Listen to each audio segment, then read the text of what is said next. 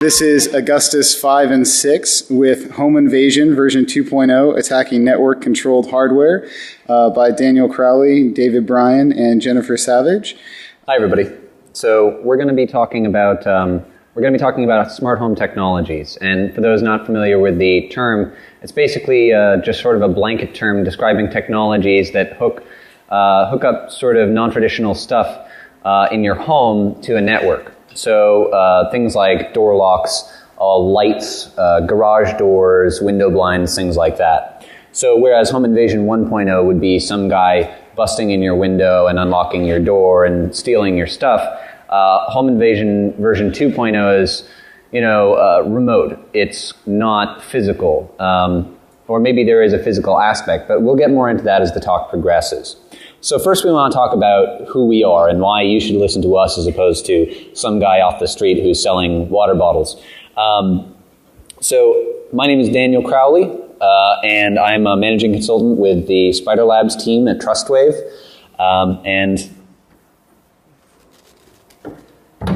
I'm Jennifer Savage. I work at Tabbed Out. I'm a software engineer and security person there. We make a mobile app that lets you pay your bar tab with your cell phone. I'm David Bryan, senior security consultant for TrustWave, Spider Labs. I do pen testing and all sorts of fun stuff for a living. So why are we here? What are we doing here? What's the point of us being up on stage? Well, like I said, we're talking about the smart home. And so there's a couple different types of science fiction, but one of my favorite is the dystopian science fiction. And dystopian science fiction refers to a type of science fiction that is about how technology can go wrong, either technology that exists or technology that has yet to exist. And one thing about science fiction is that science fiction almost always precedes science fact. Nearly all of you have a cell phone in your pocket right now, and that was preceded by the Star Trek communicators. And so the guy who invented the cell phone actually cited that as part of the reason that he came up with the idea of the cell phone. So science fiction often precedes science fact. Sometimes the warnings provided by science fiction, dystopian science fiction, are well heeded, and sometimes they're not. And unfortunately, in this case, it seems like people aren't paying attention to the warnings here. We took a look at a bunch of different devices, not all of the devices on the market because there are a lot of them and there's a lot of ground to cover, but we just took a sampling of them and we found flaws in nearly everything we took a look at. But some of the notable things that we didn't take, that we won't be covering in this talk, there's an Android-powered oven out there. There are smart TVs, and there are actually talks that cover those that I think already happened. And then IP security cameras, things like that. So there's a bunch of different stuff out there that we didn't talk about, so this is just a sampling. So yeah, we tried to just pick things that would be in different rooms in a modern smart home. So a few of the things that are out there now are locks, thermostats. There's even a fridge. There's a toilet, lights, and toys. But in the future, there will be entire smart cities. They're working on one now. It's called Songdo. It's in South Korea. Cisco is building it, the networking for it. It's being built from the ground up to be a smart city. You'll be able to walk up to a window, press a button, and call your kids at home. It'll be a playground for hackers. So I want to talk today about a toy that was in my daughter's room for some number of months. I found this thing on ThinkGeek, and I thought it was really cute, and it would be extremely useful. It has a video camera, a microphone, so you can check on your kids. It has speakers, it plays music, it can wake you up in the morning. It has an RFID chip, and they sell little accessory bunny rabbits that have RFID chips in them that you can hold up to the RFID reader on the bunny, and it'll respond. It also has ears that move and an LED in its belly button.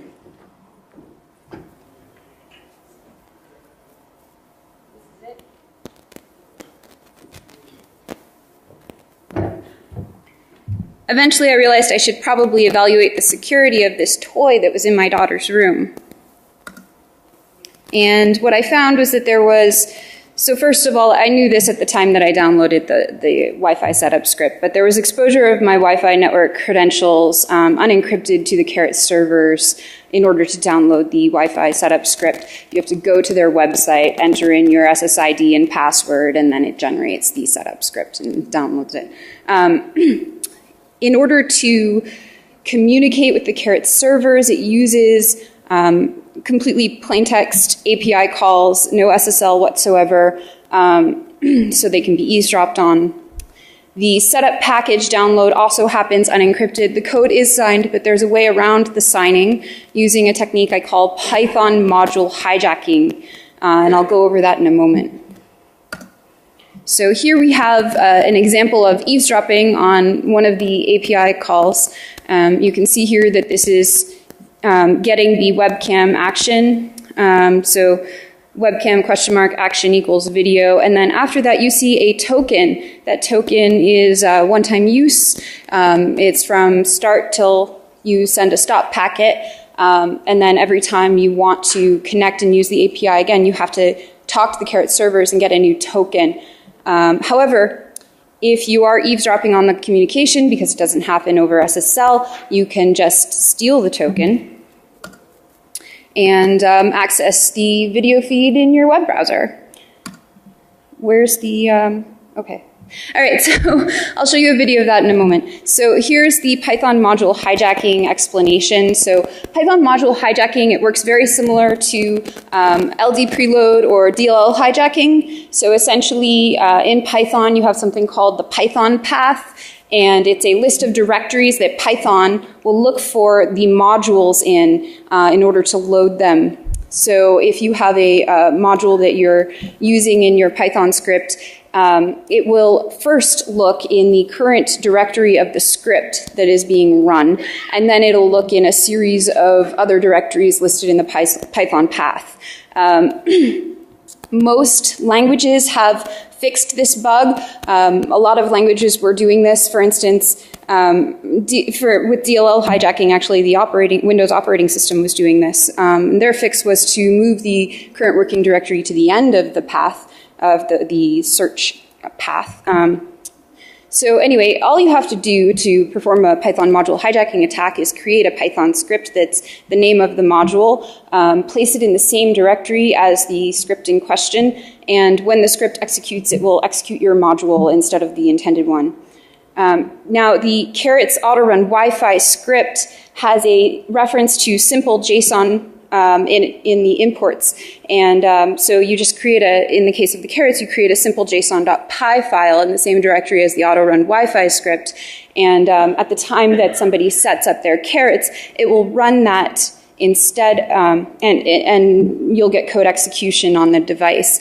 And since you download the autorun Wi-Fi script over an unencrypted connection, you can man in the middle of the connection and replace their download with yours. So it's a kind of remote code execution if you can get it at the time of download of the setup script.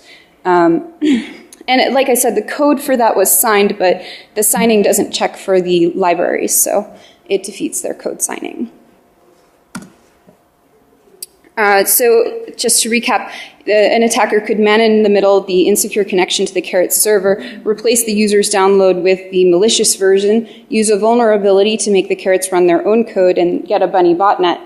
Additionally, for the home user that has a Carrots right now, if you're good with coding, you can sort of do a bunny break and have it run your own code instead using this vulnerability.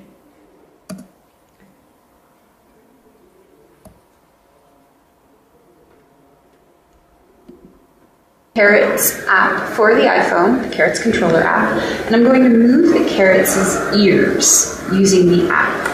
This will send a request via the Carrots API to the Carrots server, and then the ears respond by moving. Now I'm happen to be eavesdropping on that request over here, and if I look at the request itself, I can grab from it an authentication token. It's a one-time use token, but what I found is that I can reuse this actually and use it to capture video instead. So I'm going to grab the interactive ID and the one-time use token, copy it, go over here to my web browser, paste it in, and change the action. So here it says the action is the ear moving. We're going to change the action to webcam. And let's see, it needs to be webcam action equals video.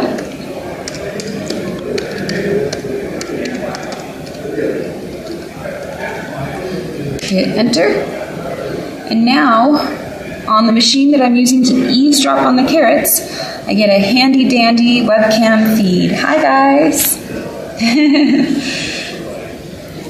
So this is eavesdropping on the Carrots' Toys webcam. All right.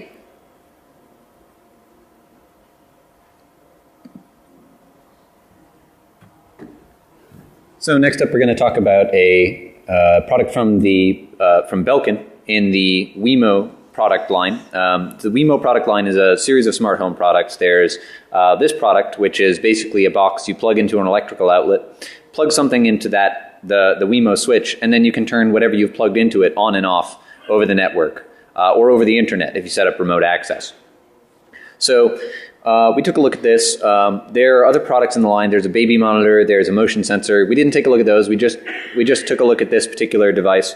And so first off, this has this is controlled via UPnP through an iPhone app that you download and use this to set the thing up, connect it to your Wi-Fi network, and then issue it the commands to turn on and off from your phone.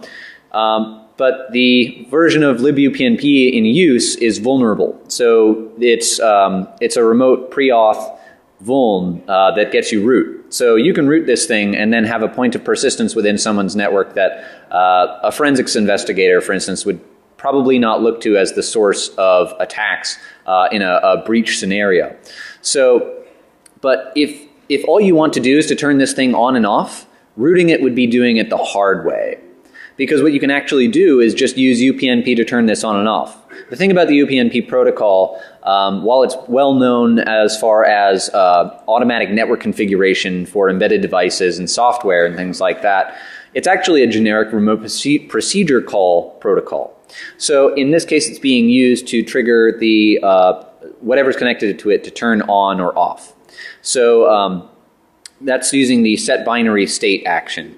So you can turn it on and off from the network, local network, no authentication. You can also change the name of it. So if you have multiple Wemo switches in your house, each of them will bear a name that you've given it. So if I have access to your home network, I could switch around the names so that you think you're turning on and off one device and you're really toggling the state of another. I can also push new firmware over UPnP. And while the firmware is signed, there's a potential for pushing an old firmware where the libupnp vuln is still open.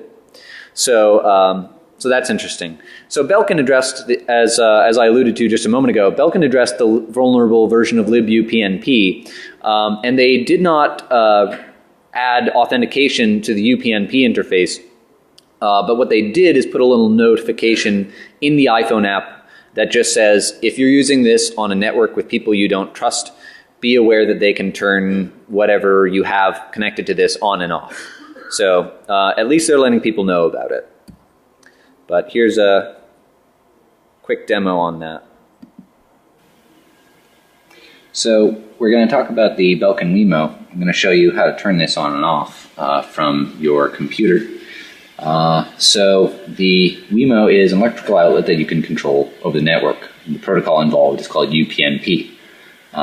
So Nmap has a nice NSE script called broadcast UPnP info, which tells us all the hosts within multicast range that will respond to UPnP queries. So it gives us the descriptor XML file for each one. So I'm going to take that and feed that to a tool here.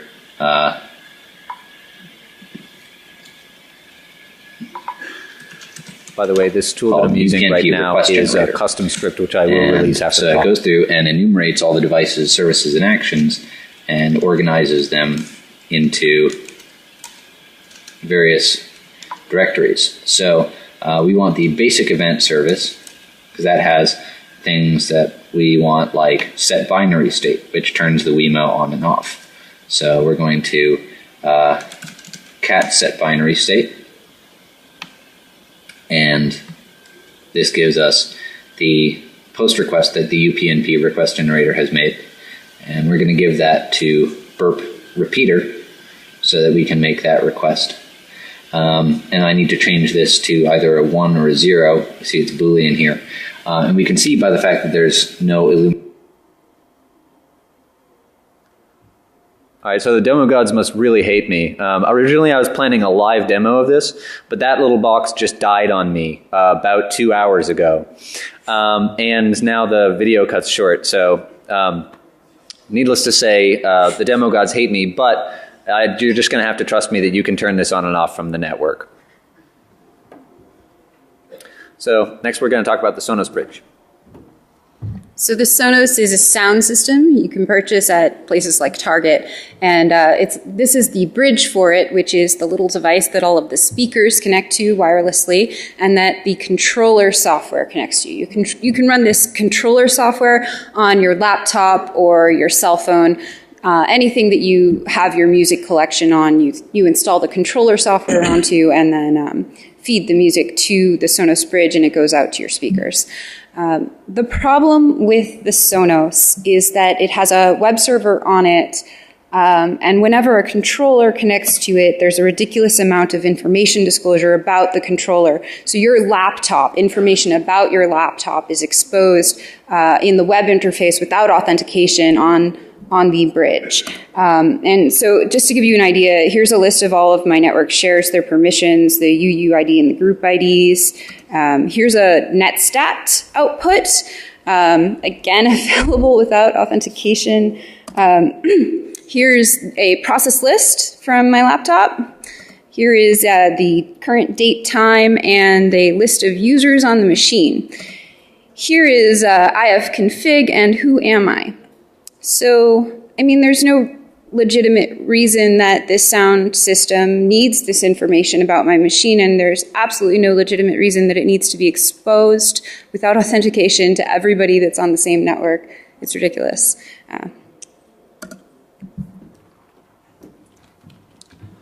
So we hacked a toilet.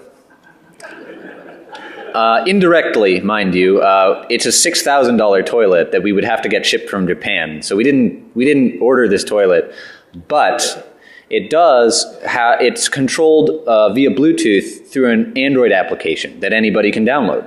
So we took a look at it, we audited it, and what we found, among other things, like this wonderful image, which is part of the app. This is actually taken from the app.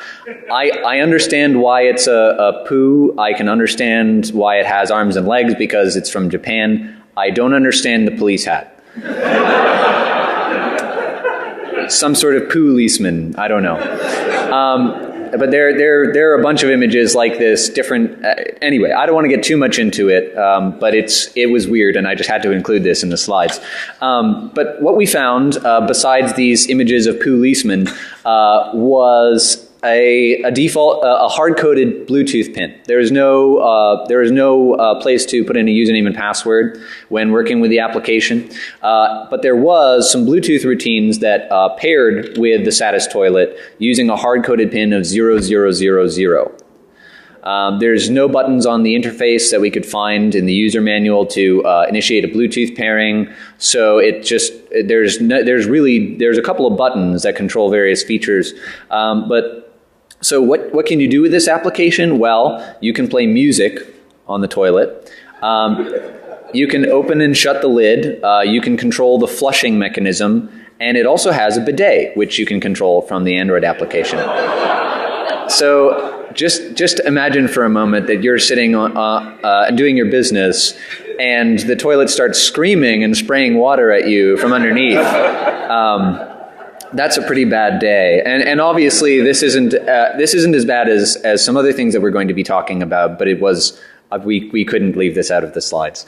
So the next thing we're going to go ahead. Oh yeah. So next we'll talk about the Insteon Hub. The Insteon Hub is basically a home automation gateway. Does everybody know what a home automation gateway is? A few of you guys. All right, so home automation gateways basically sit on your network and will allow you to talk to your devices, such as lights, garage doors, alarm systems, motion detectors, etc., etc., and act as a bridge between your internet or your network and your home automation devices. The one that I tested was the Insteon Hub, and what actually happened was they released this product last year, and I ordered one in December of 2012, got it, installed it, configured it, got it set up, and then I went, all right, you know, I'm a security person, I should probably make sure that this is a decently secure component or app, right?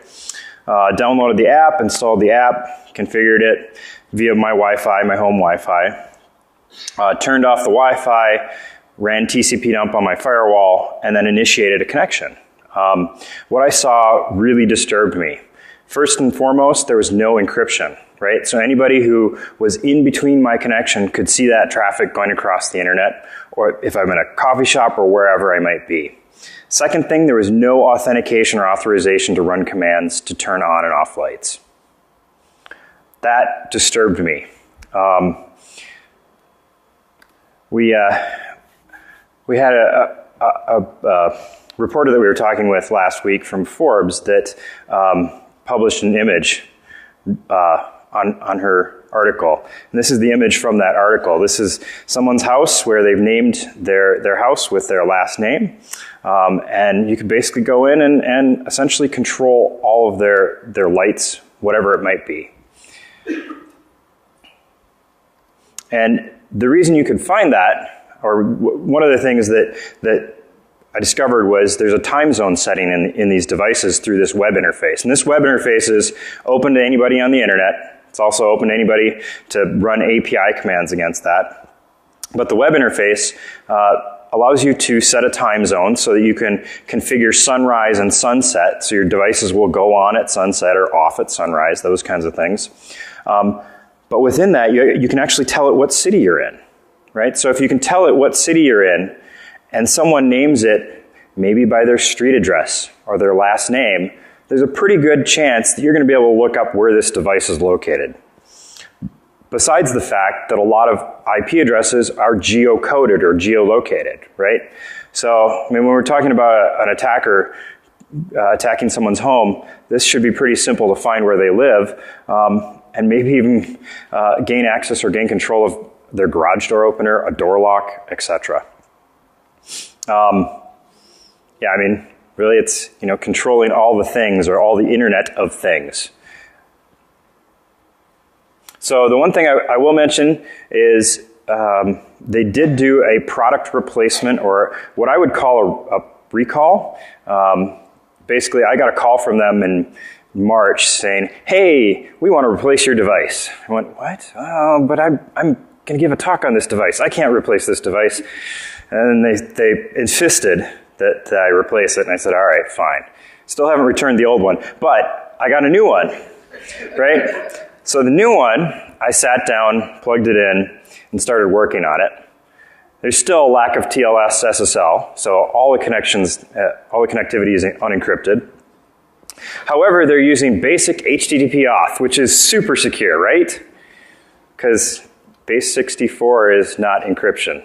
Remember that. So one thing I discovered is they're using hard-coded tokens. Once you set up this device, it actually does have authentication on it, which is good. However, the password that they're using for the hard-coded authentication is the Insteon ID, which is also the last 3 octets of the MAC address. So if you're on the same network, you can totally break into any one of these guys. Or if you have enough time, you can start throwing 16 million combinations at these. Oh, and there's no back off, right? So that means that anybody can run a script hitting the web server as many times as they want for as long as they want, and it's never going to stop responding. So I call that a security fail. And remember that remember that this hub connects or has the potential to connect to things like door locks and garage doors and alarm systems and carbon monoxide detectors and water sensors and fire sensors, just like all sorts of things that are a big risk if they, a big problem if they get compromised.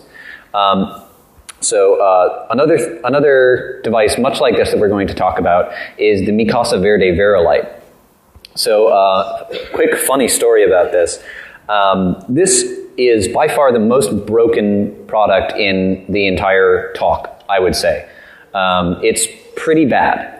And my colleague just came in for DEF CON just today, and he was telling me that on the taxi ride to the con, the guy started asking him the standard security questions like, is X website safe? How easy is it to hack someone's email? What's the best antivirus? And then, he said, oh, by the way, I have a home automation business that I'm running on the side. And my colleague's like, oh, really? Yeah, it's like, yeah, just, I'm curious. I don't know if you would know this at all, but I was wondering how secure home automation systems are. And he's like, well, my colleague Dan Crowley, he's talking about him at this con, and which one are you talking about? And the guy looks at him and says, oh, the Mi Casa Verde Verilight. And he just had to keep himself from laughing because he already knew, I showed him a preview version of this talk. And so let's dive in. So here's what's going on with this. So first of all, the web console has no authentication by default. So that's mistake number one. If you do want to set up authentication on it, you can enable that, but it has some problems. So let's talk about the separation of privileges for a moment. So there's an information-only user, a guest user, and an admin user. Information-only means you can see the status of devices. Guest means you can turn the devices on and off. And admin means you have full control of the unit and can change settings, save settings, etc. So there are three ways that I found, and there's probably more, but these are three that I found to bypass that. Actually, the path traversal is another way, so there's four. So first of all, you can update the firmware as a guest. So, and it's just the firmware is not signed. It's in a squashfs package, so you can, with freely available tools, take apart the firmware, add a backdoor, something like that, and then put it back together, upload the firmware to the device as a guest. So you can get root that way. There is a settings backup where you can download an unencrypted archive of various settings files on the device. This includes etc password, which in the version of Linux that's running on the Verilight contains password hashes. So you can crack the root password and then use the SSH interface on the device to log in as root.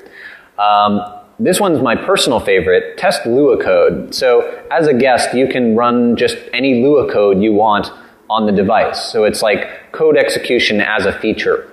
And the best part is it runs as root. And you can drop to a shell. So you can just do os.execute, whatever shell command you want, and it'll run as root. And it's amazing. So there's also a path traversal flaw. So as a guest user or higher, you can pull any file you want off of the Verilight. And the web server runs as root, of course, so you can pull any file you want, including etc password, crack the hashes, use SSH to get in. So there's a cross-site request forgery flaw as well, which you can use to execute several of these attacks. So again, this uses UPnP, and there's just no authentication on UPnP. And what this device actually exposes via UPnP is a control interface for all the devices hooked up to it, which again can include things like door locks. And we actually have a door lock here that we're going to unlock from the podium real quick. So there's no authentication on the UPnP daemon. And the best part about that is that the run Lua, there's an action on there called run Lua, which does the same thing as the code execution as a feature.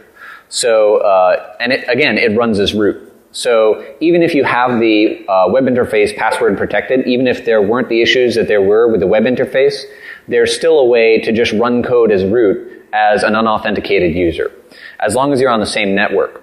Now, the thing about UPnP is it is rife with potential for cross-protocol exploitation, because it's basically just HTTP. And the other thing is there's no standard port for the control messages sent with UPnP. So what you can do is craft a web page to do a CSRF style attack against the Virolite and just add some sort of backdoor as root. Just tell the system to grab an interpreter payload and run it, something like that. So you don't even necessarily have to be on somebody's home network to execute some of these attacks. On top of all that, the version of libupnp that they're using is vulnerable to the same attack that we talked about with the Belkin-Wemo switch. Departing from all the remote code execution stuff, there's a server-side request forgery bug. And this is a bit odd to put at the end of all this stuff, but you'll see why this is relevant in a moment. There's a script called proxy.sh on the Virolite, where basically you give it a URL, it fetches the contents of that URL and returns the contents to you. So you essentially, it's a proxy. It is exactly what it advertises. Now, let's talk for a bit about the remote access architecture on the Virolite. The Virolite remote access architecture works with a broker server, so you can traverse NAT. So each Virolite unit connects via SSH to the forwarding servers and forwards a port back from the forwarding server to the web interface on the Vero. Now what this means is anybody who can bypass the firewall in place on the forwarding servers can access and control every single installed Virolite unit connected to the internet, which is mostly what people are doing. So this doesn't require, it doesn't necessarily require a compromise of the forwarding server, although that would work. You could just find some way to bypass the firewall. You could find some way to compromise the firewall. You could find a way to compromise a server that isn't, that's on the same network segment, so you're not firewalled. There's a whole bunch of things. But what's concerning and what might be a problem is that there is a script on each forwarding server called proxy.sh.php, which takes a URL as a parameter, fetches it, and gives it to you. It gives the response to you. Now, I can't test, because of the CFAA, I can't test that this has the same exact flaw, but when it's named the same thing, plus a .php, takes the exact same arguments in the exact same format and appears to do the exact same thing, there's a good chance that this is just copied and pasted code, and that the same vulnerability that exists on the Virolite exists on the forwarding servers, which means you can ask the forwarding servers, if this is actually the case, you can ask the forwarding servers to request a page from themselves on a particular port. A high port, which is likely to be used by a forwarded port to a Virolite. So, like I said, we can't test this because we haven't received authorization from the manufacturer, but it is concerning. So just to recap, 3 methods of authentication bypass, 7 different methods to get root. 2 of these attacks being remotely exploitable using social engineering techniques, and a potential for every Virolite to be compromisable with a very, it's just like a glass of water on the edge of a table. Just all it takes is just something small. So it's a really bad scene. And now we'd like to do some demonstrations for you with some of the products that we talked about. So first we're going to do a demonstration with the carrot. So Jen, maybe you can explain what's going on. Explain what's going on. Go ahead and go open the mic. I'll hold this. So can you move away from the LED with your fingers? Thank you. So I have preloaded the malicious code, the lol.mp3 file onto the USB drive that presumably was something that you downloaded at the time of downloading the setup script. And right now it's loading up the Carrots OS, and it's checking out the fact that there's a USB drive in the bunny's butt. To the internet. Right now it thinks it's trying to connect to the internet. It thinks it's trying to run the auto-run Wi-Fi script. And instead it's going to run my MP3 file because that's what I told the script to do. But you could potentially have it take pictures on a regular basis, send them back to your server, you know, all sorts of things that are very bad.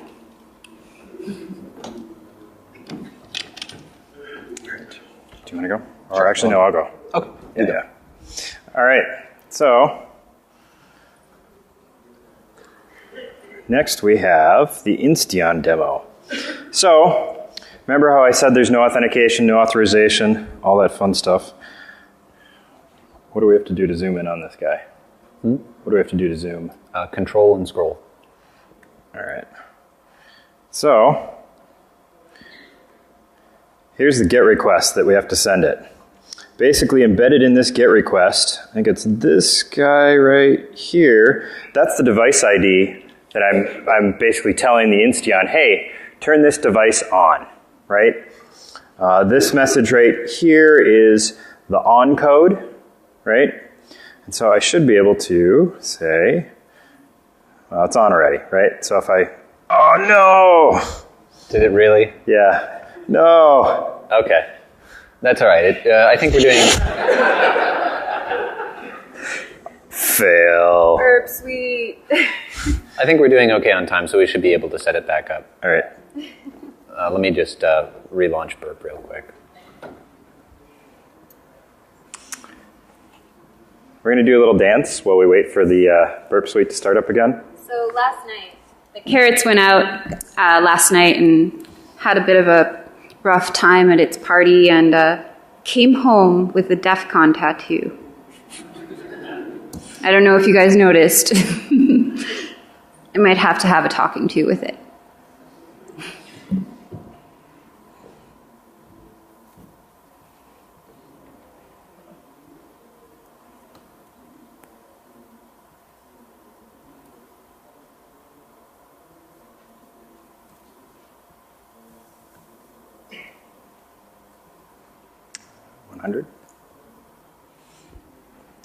So which one is it? I think it's 100. 100, okay. Is it? Yeah, because... Okay. So let's... Yeah, grab one of them. All right, so now we can turn the sucker off. Yay! No authentication. Okay. Let's go ahead and turn it back on again here. Just so that we can have a little light. All right, so that's the Insteon. Yeah, go ahead. So the next thing we're going to do, they say that if you put a gun on the table in Act 1, you must fire the gun by Act 3.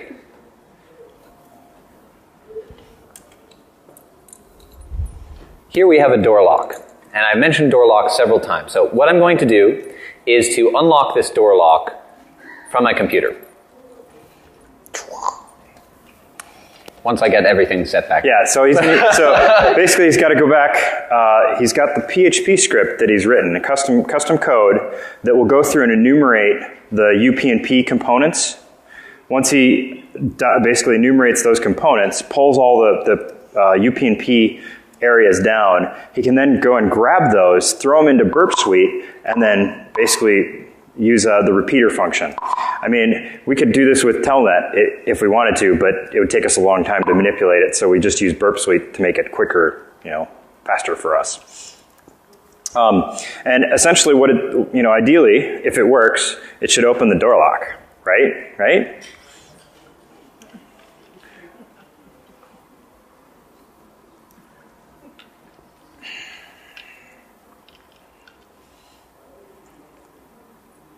I believe this is at 101 right now. I think it's 101, yeah.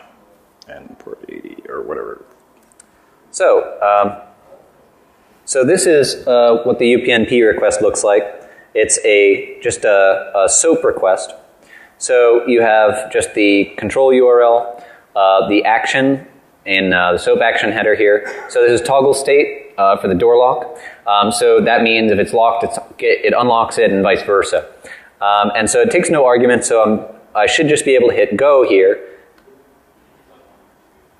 And the lock unlocks. Woohoo! Thank you. Wait. So this is useful within a particular time window. But can I get a volunteer from the audience, please? Just raise a hand if you're willing to volunteer. Okay, you with the camera. I'd like you to just give me a 4-digit number. Any 4-digit number. 5389. 5389. So Okay. we'll try that on this lock. 5389. No dice, but we have a solution for that. So there is also an action available for this device which adds a pin to the door lock. Yeah, I know, it's incredible. So we need door lock, set pin. So this takes a couple arguments. The first one is JSON, which I have no idea what the JSON is for, to be perfectly transparent. But if you just put an empty JSON string, it doesn't seem to mind. User code name, again, it doesn't seem to mind if you put, I think it's just a descriptive thing for the web interface. So I'm going to put BlackHat briefings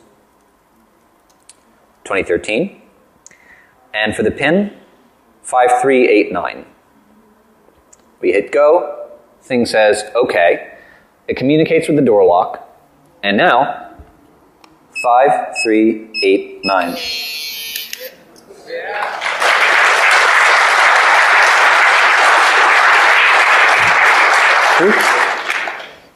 And I believe that's all we have for you today. So basically the conclusions are that we've got all these devices, right? This Internet of Things.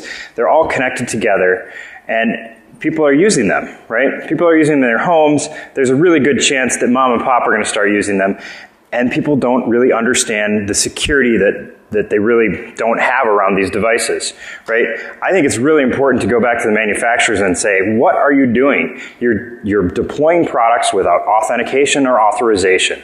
Now, this goes back to, if you think about it in terms of breaking in, if someone breaks into your house forcibly with a brick, with a hammer, with a lockpick, those are ways that you can identify that someone's broken into your house, right? You have forced entry. There's a chance you can go to the insurance company and get money for that. If someone breaks into your house and there's no signs of forced entry, how are you going to get your insurance money back, right? Those are the questions that we really have to ask ourselves. Is this technology really worth it? I think, from a perspective of controlling lights and things like that, yes. From the perspective of controlling door locks, it's way too immature to be able to trust. So, all right. I think that's what we have. So thank you very much.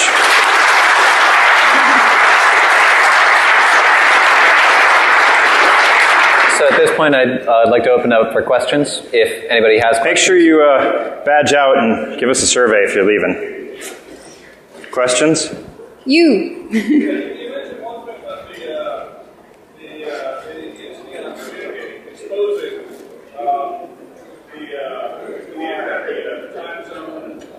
I'm sorry, can you... The expose certain information about itself on the internet. Yeah, so it exposes the city based on the fact that there's a time zone, right? So that's the unauthenticated version, essentially. There's no chance it communicates the SSID of a Wi-Fi. No, so the Insteon hub does not have any Wi-Fi component to it all. It's just Ethernet based. What it has is a 900 megahertz Insteon bridge, essentially, so that it can talk to the Insteon devices over 915 megahertz. But no Wi-Fi component in it at all. What I did say with the MAC address, right? The MAC address, if you're on the same network, you could identify the new authentication just by knowing the MAC address. Does that make sense? Yeah. Okay. Go ahead. I just want to make a statement. I'm Bryan. I'm from Falcon. I'm the director of AppSec. So you mentioned the firmware URL that we allow that to be sent. Yeah. It actually has other authentication encryption methods, so you can't just send any firmware URL. It won't actually be updated. Yeah, and it's limited to official Belkin firmwares. I'm sorry, I should have made it more clear that I have not tried to downgrade the firmware. So we do appreciate your work, but we work really hard to make sure we secure the products and our constant issue. Yeah, and we didn't even have to talk to you guys about these. These were fixed before we could even start to reach out to you guys. So thank you. Yeah, you guys were real good. Another question? What's your opinion on the latest wave of Bluetooth low energy smart devices? There's been a lot of Kickstarter projects where you go and read your phone from your front door and it has some sort of device in the back that I guess flips the lock, or you can lock replacement, but basically it was Bluetooth. So Bluetooth is a lot harder. I mean, I haven't done a lot of research on the Bluetooth low energy, but I know that the prior versions of Bluetooth were a lot more difficult to brute force, but it's not impossible, right? I mean, I don't know if you have anything to add to that. Not having touched them myself, I can only really speculate, but I can say that all of this has made me very uncomfortable about hooking things that could potentially be dangerous if compromised up to networks, even personal area networks. Clearly you're not hooking it up to the internet, so there's like a whole range of threat actors that aren't involved here. But I just don't feel good about hooking door locks up to networks. If it's the difference between putting a physical key in or putting a phone up to it, I would rather just use a key. I'm a little more ballsy. I would probably use it if I tested it and couldn't find a bug. Go ahead. For people like me that are scripting dummies, is there a good way to enumerate the UPnP?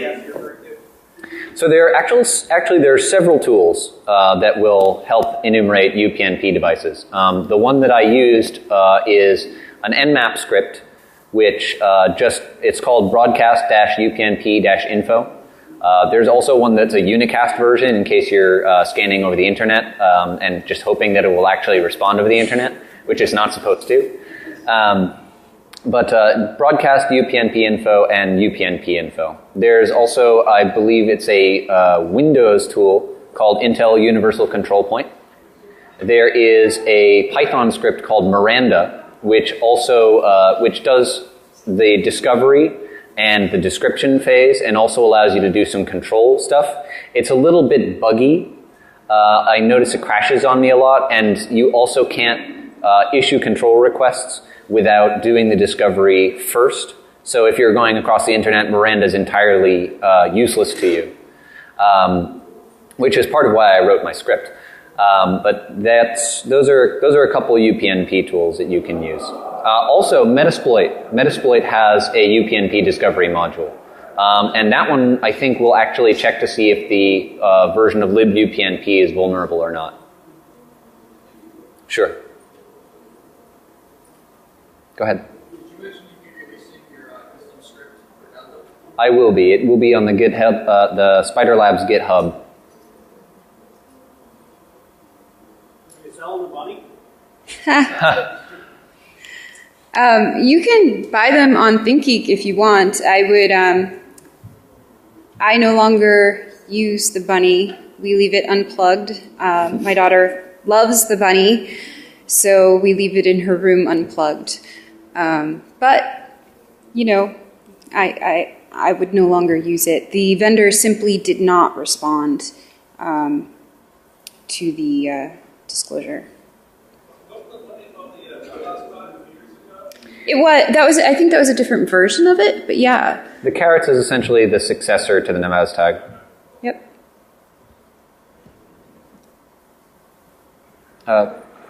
You have a question, or you just got your hand up? Oh, never mind. I'm seeing things. I mean, so there's a lot of privacy concerns, with these devices. Some of them do upload their data to the cloud. For obvious reasons, we're unable to test any of the servers on belonging to these companies, so we don't know if they're secure. Even if you get one of these devices and you can test it yourself and you feel reasonably secure about it, if it's connected to somebody else's server and controllable through their server, then if their server gets owned, that's a problem. So these are all things that I think the security community needs to be proactive about consumer advocacy and doing this testing ourselves. Question out there.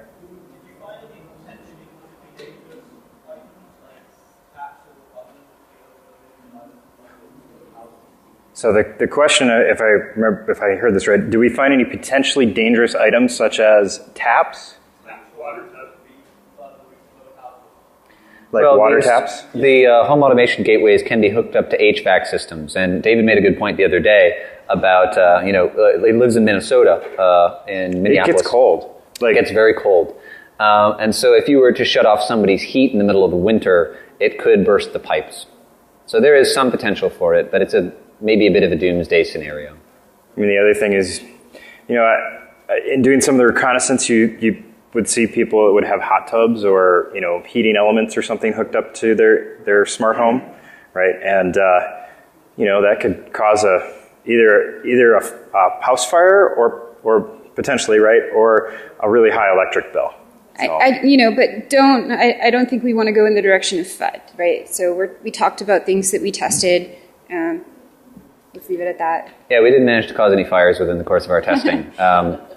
It's a question. Yeah. I was just going to say for heaters, they actually are allowed to be turned off remote. You can actually control it in the house because whether they manufacture actually do it or not, they're supposed to. Right. They're not supposed to be that connection outside the house. Right. Well, so the internet-enabled thermostats you can turn on and off or auto. I don't know if they have a setting that says if they go below 50 degrees that they will turn on again, especially if they're in the off mode. I've got a Nest thermostat, and I've done some preliminary audits on it, and it seems pretty secure, but it does indeed have a low override setting, like where if it gets lower than 10 degrees Celsius, I don't know if that is in Fahrenheit, but it will automatically turn on regardless of what the setting is if it is that temperature. That's good to know. Now, an attacker could come along and say, no, override, right? I mean, I've done SCADA system audits where, I've been talking to a guy, I'm like, hey, can you get to your stuff? And he's like, no, I can't get to it. But that's all right because the system goes into auto mode unless you have admin override turned on. So a lot of these things will potentially still have some sort of admin override code. And that may still exist inside of a consumer thermostat. But, I guess... We didn't test the Nest at all. Confirm that. Right. So you also have to think about the possibility of what happens when the device fails. Potentially, and I think that's a possibility. Yeah. We actually wanted to test the Nest learning thermostat, but we weren't able to get a hold of one in time. There was just so much stuff out there. So. All right. Any other questions? Thank you very much. Thank you.